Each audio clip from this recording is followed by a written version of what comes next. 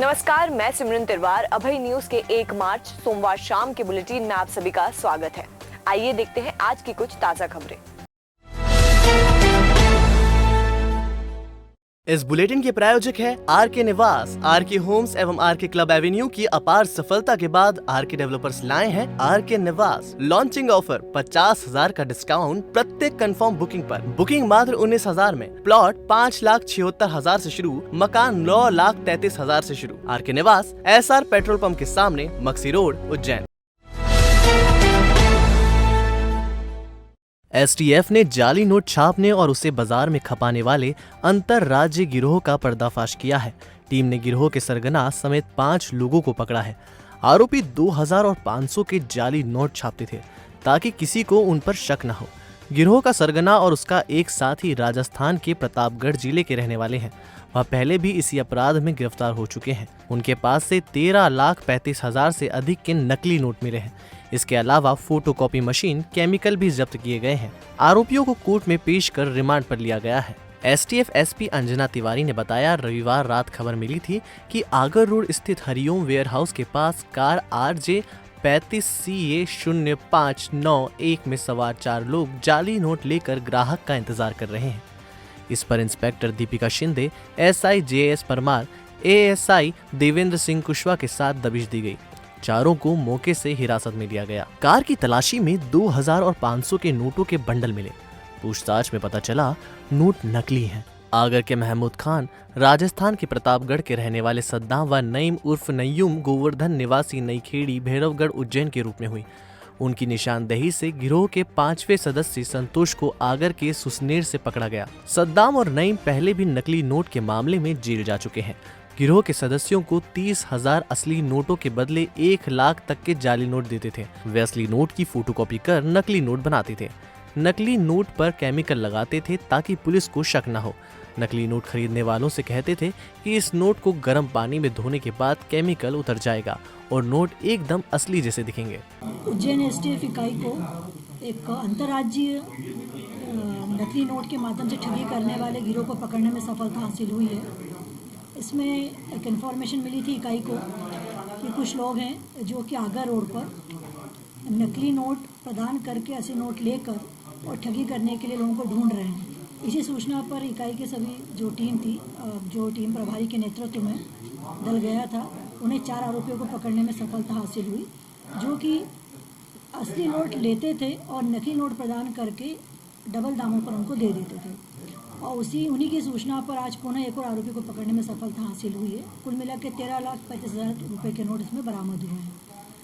आरोपियों का जो तरीका वारदात रहता था, उसमें वो असली नोट की फ़ोटोकॉपी कराकर उस पर कलर लगा देते थे और कलर लगा के पब्लिक को जिसको देना होता था उसको ये प्रेजेंट करते थे कि चूँकि ये नकली नोट हैं और यदि हम इसी रूप में देंगे तो अब पकड़े जाएंगे। तो उस पर कलर लगाकर किस प्रकार को उस कलर को छुटाया जा सकता है, ऐसा उसको डेमो देते थे। डेमो देने में वो अलग प्रकार का केमिकल यूज़ करते थे जिससे कि उनको लगता था कि सामने वाले व्यक्ति को कि ये नोट सही है, उसको लेना उचित रहेगा। लेकिन जो उसको नोट प्रदान करते थे उसके साथ जो केमिकल प्रदान करते थे, जो नोट देते थे, वो इस प्रकार का होता था कि उसको यदि एक बार उबाला जाए पानी में डालकर तो पूरा ही गल जाता था, मतलब अनुपयोगी रहता था। इस प्रकार से ये ऐसा गिरोह पकड़ने में आया। इनसे पूछताछ जारी है और हो सकता है इनसे पूछताछ करने पर अन्य राज्यों में भी इनके द्वारा ठगी करने के बहुत सारे प्रकरण सामने आए और कई राज्यों को इनकी तलाश भी हो सकती है।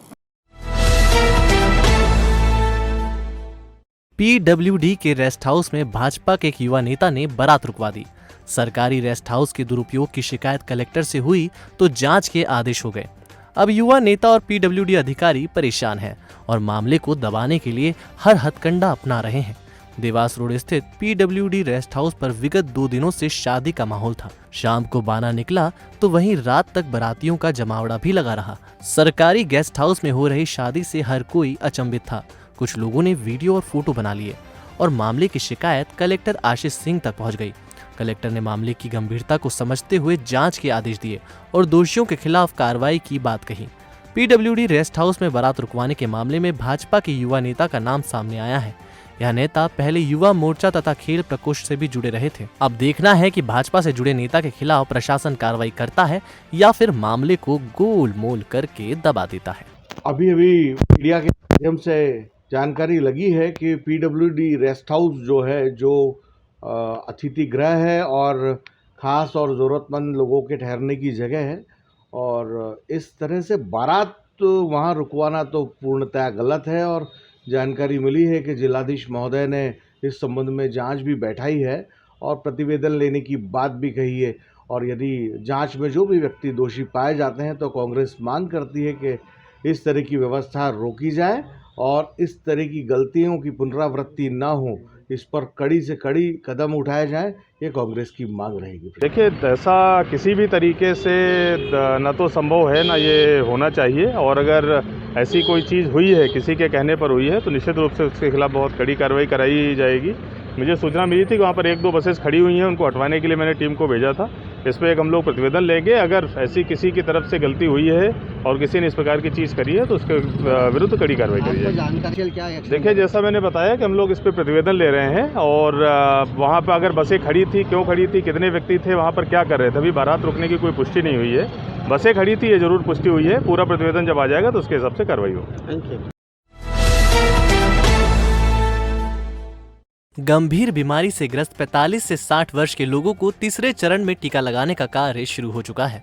सुबह 9 बजे बहादुरगंज के दंपति ने जिला अस्पताल की कैंसर यूनिट स्थित वैक्सीनेशन सेंटर पहुंचकर कोरोना वैक्सीन का टीका लगवाया। शहर के 3 सरकारी और 3 प्राइवेट अस्पतालों में वैक्सीनेशन का कार्य किया जाएगा। सरकारी कोरोना वैक्सीनेशन सेंटर का समय सुबह 9 बजे से रखा गया है। 2 टीमें वैक्सीन लगाने का काम कर रही हैं। इस टीम में वैक्सीनेशन ऑफिसर वंदना गुडावत, गायत्री वाडिया के साथ सहायिकाएं और एक डॉक्टर शामिल हैं। इस सेंटर पर सुबह बहादुरगंज में रहने वाले दंपति दिनेश पाटीदार और पान कुंवर पाटीदार ने सबसे पहले कोरोना वैक्सीन लगवाई। इनके अलावा ईश्वर लाल पाल नागदा, पुष्पेंद्र गिरी ने कोरोना का टीका लगवाया। जिला टीकाकरण अधिकारी केसी परमार ने बताया कि शहर में माधवनगर अस्पताल, जीवाजीगंज प्राथमिक स्वास्थ्य केंद्र और कैंसर यूनिट में वैक्सीनेशन सेंटर स्थापित किए गए हैं, जिनका समय सुबह 9 से शाम 5 बजे तक रहेगा। इसके अलावा CHL चैरिटेबल और RD गार्डी मेडिकल कॉलेज में भी कोरोना वैक्सीन लगाई जा रही है। सरकारी अस्पताल के सेंटरों पर वैक्सीन लगवाने के लिए ऑनलाइन ऐप का उपयोग कर सकते हैं, और जो लोग ऑनलाइन रजिस्ट्रेशन नहीं करा सकते वह अपने साथ आधार कार्ड व एक ID प्रूफ जिनमें पैन कार्ड, निर्वाचन, ड्राइविंग लाइसेंस आदि की फोटोकॉपी लेकर सेंटर पर पहुंचे। यहाँ मौजूद कर्मचारियों द्वारा तुरंत रजिस्ट्रेशन करने के साथ व्यक्ति को कोरोना वैक्सीन का टीका लगा दिया जाएगा, जबकि प्राइवेट अस्पतालों में टीकाकरण के लिए ऑनलाइन रजिस्ट्रेशन अनिवार्य किया गया है। प्राइवेट अस्पतालों में टीका लगवाने के लिए 250 रुपए शुल्क भी ऑनलाइन ही जमा कराना होगा। आरके होम्स और आरके क्लब एवेन्यू की अपार सफलता के बाद आरके डेवलपर्स लाए हैं एक और साकार आरके निवास, जहां मिलेंगी आपको शानदार सुविधाएं, 24 घंटे पानी, चौड़ी सड़कें, व्यवस्थित ड्रेनेज सिस्टम, हर वक्त सिक्योरिटी की सुरक्षा।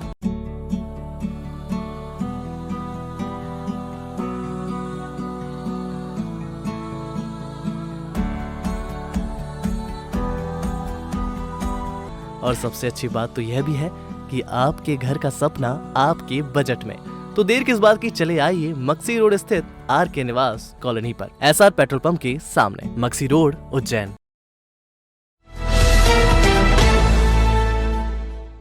टाटा की लापरवाही से वकील अक्षय शर्मा की मौत मामले में अभिभाषकों ने सोमवार को कोठी पर ज्ञापन सौंपा। इसके साथ ही टाटा प्रोजेक्ट पर नाराजगी जताते हुए कार्रवाई की मांग की। बार एसोसिएशन अध्यक्ष अशोक यादव ने बताया कि टाटा प्रोजेक्ट की वजह से सड़कों पर वाहन चलाना दूभर हो गया है। शहर भर में टाटा ने बेतरतीब लाइन बिछा रखी है, जिस वजह से हर रोज दुर्घटनाएं हो रही हैं और वाहन चालक काल के गाल में समा रहे हैं। युवा वकील अक्षय शर्मा की जान भी टाटा की लापरवाही की वजह से गई है, जिसके चलते ज्ञापन सौंपकर कार्रवाई की मांग की गई है। के नाम पर जो सीवरेज पाइपलाइन डाली जा रही है, उस पाइपलाइन के डालने में न तो अनुभवी इंजीनियरों का इस्तेमाल किया जा रहा है, लग रहा है कि इस प्रोजेक्ट को पेटी कॉन्ट्रैक्ट पे दिया गया है और गैर जिम्मेदार लोग इसके निर्माण कार्य कर रहे हैं। खुदाई के अंदर भी ठीक से खुदाई करने के बाद न तो सीमेंटीकरण और न डामरीकरण ठीक से लेवल किया जाता है। चेंबर के जो निर्माण किया जा रहा है वो चेंबर सड़क के लेवल से काफ़ी ऊपर है और आए दिन इसमें दुर्घटना हो रही है।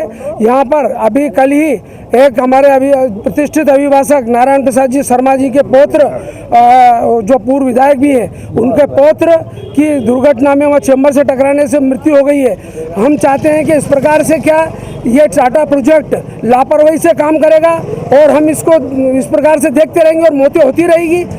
अगर अविलंब अगर प्रशासन अगर इसमें कोई प्रभावी कार्रवाई नहीं करता है तो हो सकता है कि उसमें अभिभाषक संघ और सारे अभिभाषक इसमें लामबंद होकर सड़क पर उतरेंगे इस टाटा प्रोजेक्ट लिमिटेड के खिलाफ और उसमें कानूनी कार्रवाई करेंगे। राजाधिराज बाबा महाकाल में मनाए जाने वाले शिवरात्रि पर्व को लेकर शासन ने तैयारियां शुरू कर दी हैं। इसके लिए सोमवार को कमिश्नर, आईजी, कलेक्टर सहित अन्य प्रशासनिक अधिकारियों ने महाकाल मंदिर का दौरा किया, जिसमें शिवरात्रि पर्व पर श्रद्धालुओं की दर्शन व्यवस्था का प्लान तैयार किया गया। महाशिवरात्रि पर महाकाल मंदिर में लाखों की संख्या में श्रद्धालु दर्शन करने के लिए आते हैं। कोरोना काल के दौरान क्राउड मैनेजमेंट के लिए शासन ने दर्शन व्यवस्था के लिए प्लान तैयार कर लिया है, जिसके तहत निर्णय लिया गया है। महाशिवरात्रि महापर्व पर 2 लाख श्रद्धालुओं की अनुमानित संख्या को ध्यान में रखते हुए स्लॉट की संख्या और समय निर्धारित किया जाएगा। इसके अलावा बगैर प्री बुकिंग के बाबा के दरबार में पहुंचने वाले श्रद्धालुओं के लिए दर्शन की व्यवस्था की जाएगी। साथ ही दिव्यांगजनों को व्हील चेयर से दर्शन करवाए जाएंगे। और जो हमारी परंपरा है उसको देखते हुए हम लोग एक बहुत अच्छा प्लान जो है महाशिवरात्रि के लिए बना रहे हैं, जिसमें कि अधिक से अधिक संख्या में श्रद्धालु जितने भी दर्शन करना चाहते हैं उनको बहुत ही तीव्र दर्शन हो, बहुत कम समय लगे और बिना किसी असुविधा के वो दर्शन कर पाएँ। प्री बुकिंग की व्यवस्था हम लोग रखेंगे, लेकिन उसमें इतने स्लॉट्स होंगे कि पर्याप्त रूप से सभी जितने भी लोग चाहते होंगे सबकी बुकिंग हो जाएगी। जो लोग बिना प्री बुकिंग के आएंगे उनकी भी यहाँ पर हम लोग तत्काल बुकिंग की व्यवस्था रखेंगे, लेकिन असुविधा से बचने के लिए और अपना स्लॉट जो है वो अगर उनको पता है कि खाली है या भरा हुआ है या फिर उनकी क्या स्थिति रहेगी, इन सब चीज़ों की जानकारी के लिए अगर लोग पहले से बुकिंग करा के आते हैं तो उनको असुविधा का सामना नहीं करना पड़ेगा, ज़्यादा अच्छे तरीके से दर्शन हो जाएंगे। तो इसीलिए सभी से मैं अपील करूँगा कि प्री बुकिंग के माध्यम से ही आएँ। और बाकी जो व्यवस्थाएँ हैं चाहे वो प्रसाद की हो या फिर विशेष दर्शन की हो, उनको सबको भी हम लोग बहुत अच्छे इम्प्रूव तरीके से करने वाले हैं, जिससे कि लोगों को बहुत ही आसानी से और बहुत ही जल्दी दर्शन प्राप्त हो सके। देखिए, ऐसा अगर कोई बुजुर्ग है या ऐसा कोई विकलांग है तो उसके लिए निश्चित रूप से हम लोग कुछ न कुछ व्यवस्था करके, चाहे हमारा व्हील चेयर की हो चाहे हमारी ई व्हीकल की हो, लेके रखेंगे। लेकिन फिर भी अगर कोरोना की गाइडलाइन को हम लोग देखें तो अगर ऐसे लोग अवॉइड करें, मुझे लगता है अगर वैक्सीन अगर लगवा ली तो अच्छी बात है, अगर वैक्सीन न लगी हो तो अगर इसको अवॉइड करें तो ज़्यादा अच्छा रहेगा। तैयबपुरा बाखल में रहने वाली महिला ने शिप्रा नदी में कूदकर जान दे दी। महिला मानसिक रूप से विक्षिप्त बताई जा रही है, जिसके शव को सुनहरी घाट से बरामद किया है। 45 वर्षीय तस्लीम पति नासिर अली का शव सोमवार को सुनहरी घाट से मिला। मृतक महिला रोज की तरह दोपहर करीब 12 बजे घर से निकली थी। वह हर रोज जियारत करने कमरी मार्ग स्थित मस्जिद जाती थी। महिला बीते 6 साल से भाई अली असगर के पास रह रही थी। उसका एक 18 साल का बेटा है। मिली जानकारी के अनुसार महिला मानसिक रूप से विक्षिप्त थी, जिसके चलते उसे 2 साल पहले इंदौर में संचालित रिहैब सेंटर में भर्ती किया गया था। बहरहाल मामले में जिवाजीगंज थाना पुलिस ने शव को पीएम के बाद परिजनों को सौंप दिया है। मामले में मर्ग कायम कर जांच की जा रही है। क्या मामला तो बताइए। हमला सर, ये तस्नीम मेरी बहन है, दिमागी तौर पे थोड़ा डिस्टर्ब थी और अभी 4-5 महीने से इसका रिहैब सेंटर में इलाज भी चल रहा था, बहुत टाइम से चल रहा था। तो घूमती फिरती थी ये सर, ये क्या वो छोटे बुल्लो कहीं बैठी होगी या तो अल्लाह जाने पाँव फिसल गया, इसका मालिक जाने। पत्नी की मौत और बेटी की शादी के बाद अकेलापन दूर करने के लिए शराबी बने वृद्ध ने फांसी लगाकर आत्महत्या कर ली। घटिया के ग्राम जैथलटेक में रहने वाले 55 वर्षीय हाकम चौधरी ने रस्सी का फंदा बनाकर कमरे की छत पर लगी बल्ली से लटक कर फांसी लगा ली। सूचना मिलने पर पुलिस जांच के लिए पहुंची तो घटनास्थल से शराब का क्वार्टर भी बरामद हुआ। रिश्तेदारों के एकत्रित होने पर सामने आया कि हाकम की पत्नी का 3 साल पहले निधन हो गया था। उसकी बेटी का विवाह होने से वह भी अपने ससुराल चली गई थी। हाकम अकेला रहता था और शराब पीने लगा था। अकेलेपन की वजह से वह मानसिक रूप से भी परेशान रहने लगा था। संभवतः इसी के चलते उसने फांसी लगाकर आत्महत्या की है। तराना में भूख प्यास से बेहाल मजदूरों पर पुलिस ने जमकर लाठियां भांजी। इस दौरान महिला मजदूर पुलिस कर्मियों से दया की भीख मांगती रही, लेकिन किसी ने एक नहीं सुनी। घटना तराना के उज्जैन कानीपुरा रोड पर नाचन बोर चौराहा की है। आरोप है कि दो पक्ष रेस्ट हाउस पर समझौता कर रहे थे। जब मामला थाने पहुंचा तो पुलिस को सूचना मिली कि कुछ लोग नाचन बोर चौराहे पर मारपीट कर रहे हैं। जब पुलिस घटनास्थल पर पहुंची तो पुलिस को देखकर हुड़दंगाइयों ने दौड़ लगा दी। पुलिस मामला समझती उसके पहले ही पुलिस ने भीड़ को देखकर लाठी चलाना शुरू कर दी। वहां पर मौजूद कुछ मजदूर गेहूं काट कर अपने घर लौट रहे थे, जिसके चलते वे खाने का सामान खरीद रहे थे, जिन पर पुलिस ने लाठीचार्ज कर दिया। इसके बाद नाचन बोर चौराहे पर अफरा तफरी मच गई। मजदूर सुनवाई ना होने पर अपनी गुहार लगा रहे थे। जब उन्होंने इसकी सूचना 100 डायल को दी तो उन्हें थाने पर जाने को कहा गया। डरे सहमे मजदूर थाने नहीं गए और उन्होंने सीएम हेल्पलाइन में शिकायत कर दी। घटना का वीडियो वायरल होने के बाद पुलिस ने अपनी सफाई में कहा कि वहां पर कुछ लोग भीड़ लगा रहे थे, जिसको तितर बितर करने के लिए पुलिस ने लाठीचार्ज किया है। हम यहाँ जलेबी ले रहे हैं किराना की अपने चाय की दुकान से, और हम खड़े हैं और गाँव काट के कड़ोदिया गांव से बकैनिया गांव जा रहे हैं। तो इन पुलिस लोगों ने क्या मालूम यहाँ तराना में धुआं हुए, हम खड़े हैं लेडीज के साथ, तो उनने आके हमको मारपीट चालू कर दी। बेवजह ही आपको मारा? मतलब कि बेवजह मारा। हम सामान लेके खड़े थे हमारी गाड़ी के पास, और जैसे उतरे गाड़ी से पुलिस वाले ने हमला कर दिया। मेरे छोटे वाले बच्चों को हाथ में लड़ दिया।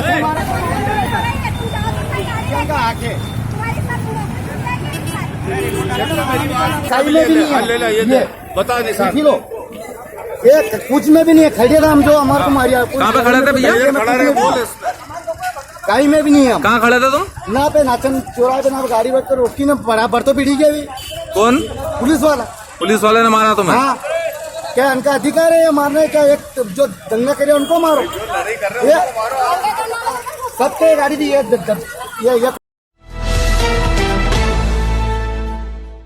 नागदा की रामलीला मैदान में हिंदू मजदूर सभा के तत्वाधान में स्वर्गीय भंवर सिंह राठौड़ की स्मृति में 2 दिवसीय प्रतियोगिता का आयोजन किया गया। प्रतियोगिता में इंदौर, उज्जैन, देवास, रतलाम, मंदसौर, नीमच सहित 16 टीमों ने हिस्सा लिया, जिसमें उज्जैन की टीम ने प्रतियोगिता में विजय प्राप्त की, जबकि ग्रेसिम नागदा की टीम उप विजेता रही।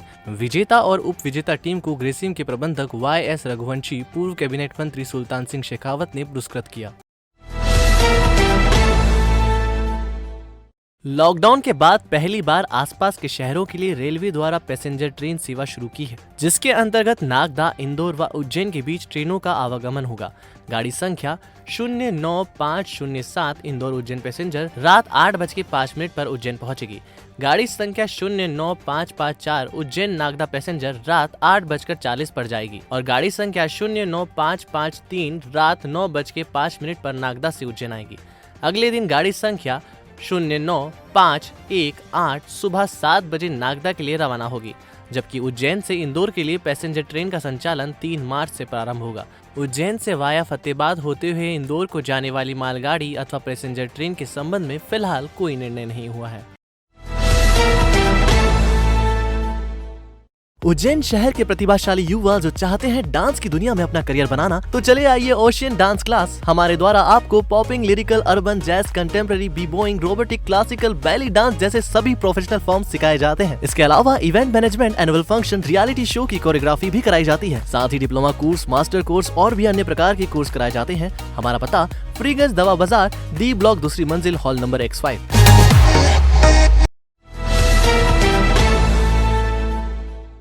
स्पेन यात्रा के नाम पर धोखाधड़ी करने वाले आशुतोष श्रीवास्तव नामक युवक को कोर्ट ने 4 साल की सजा सुनाई है। क्राउड मैनेजमेंट की ट्रेनिंग लेने के लिए तिरुपति बालाजी गया प्रशासनिक और पुलिस अधिकारियों का दल शहर लौट आया है। भाजपा ने प्रदेश भर में होने वाले नगर निकाय चुनाव के लिए प्रभारी की नियुक्ति कर दी है। शहर के प्रभारी के तौर पर अमित श्रीवास्तव को जिम्मेदारी दी गई है। जिले में 1 वर्ष में 12,000 महिलाओं द्वारा सीएम हेल्पलाइन में की गई शिकायतों का निराकरण अधिकारियों ने किया है। इंदौर रोड पर टाटा के चैम्बर से टकराकर पीयूष शर्मा नामक युवक घायल हो गया है, जिसे जिला अस्पताल में भर्ती किया गया है।